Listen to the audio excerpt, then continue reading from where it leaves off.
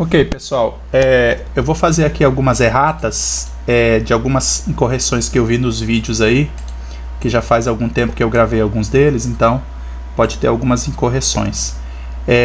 Primeiramente, vocês podem ver no vídeo que em vários momentos aparece 110 volts, sendo que o nosso padrão de referência é 127 volts, tá? Então, nessa planilha que vocês estão recebendo está corrigido, 127 volts. Mas no vídeo vocês vão ver em vários momentos 110 volts, porque naquele momento a planilha ainda não está atualizada, não estava atualizada, agora já está. Então a planilha de vocês está toda correta, com 127 volts é o valor que vocês devem usar.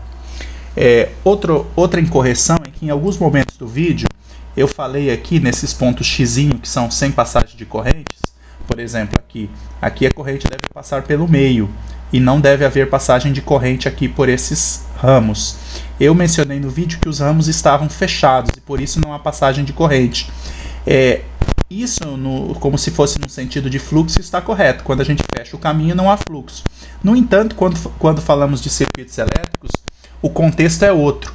Um fluxo de carga elétrica, uma corrente elétrica, ela passa por um circuito que está fechado, ou seja, um circuito que tem fio, né? Então, no caso, pelo meio ele passa.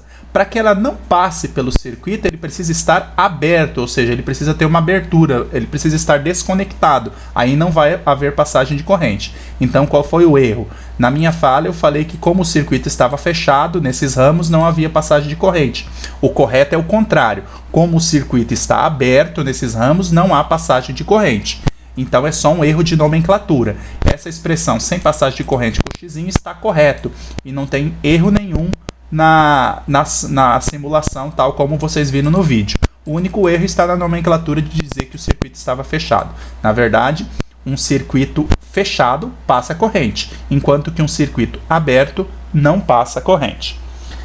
Um outro ponto que eu gostaria de comentar é que quando eu falei em circuito em série aqui no vídeo de vocês, eu mencionei que as potências A e B se inverteram, porque quando a gente analisa com uma resistência, a gente vê que a lâmpada A tem potência menor que a lâmpada B. Quando a gente analisa o circuito em série, as duas lâmpadas sofrem queda de potência, né? As duas ficam com funcionamento bem inferior, só que vocês veem que a lâmpada A tem uma potência maior que a potência B. E no vídeo eu expliquei isso em termos da voltagem. Mas para completar essa explicação, para ela ficar mais correta, é importante vocês notarem o seguinte: quando eu tenho uma ligação individual, como essa aqui, o que acontece? Por exemplo, essa lâmpada aqui ela tem baixa potência. Como que o fabricante faz uma lâmpada ter baixa potência? Ele coloca uma alta resistência. Tendo uma alta resistência, vai passar uma pequena corrente e, consequentemente, ela vai ter uma baixa potência. Já uma lâmpada com menos resistência vai passar mais corrente e vai ter uma alta potência. Ou seja, basicamente a potência está relacionada à corrente elétrica, né? A gente pode ver aqui, ó, em relação à potência, tem relação com a corrente elétrica, certo? Acontece que quando ligamos em série, a resistência do circuito aumenta muito, de modo que a corrente diminui e ela fica a mesma corrente passando pelas duas lâmpadas, duas ou mais lâmpadas, e é uma corrente baixa. Então aquela corrente que passava aqui, 0,31, 0,94, agora ela diminui e é a mesma corrente nas duas lâmpadas.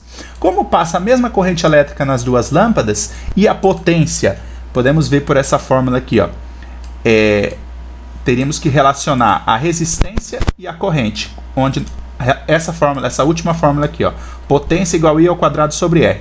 Agora, em série, nós temos um circuito onde passa a mesma corrente, então esse I ao quadrado é o mesmo para os dois. Só que quem tem mais resistência vai ter maior potência. Então a lâmpada A, que inicialmente tinha maior resistência, que continua tendo, né, porque a resistência é uma propriedade intrínseca, interna do filamento, então a lâmpada A ela vai ter maior potência porque ela tem mais resistência. E a lâmpada B vai ter menor potência porque ela tem menos resistência. A princípio soa estranho, né? Porque deveria ser o oposto. Quanto maior a resistência, menor a potência. Mas acontece que aqui a gente limitou a corrente ser igual para as duas.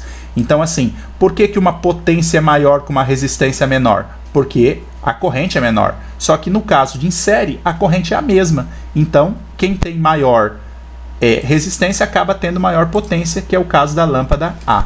Então, se vocês acompanharem a minha explicação, vocês podem verificar isso, senão vocês podem fazer alguns cálculos usando as formulazinhas e verificar também que esses valores estão corretos. De fato, ocorre essa inversão quando estamos em série, ok?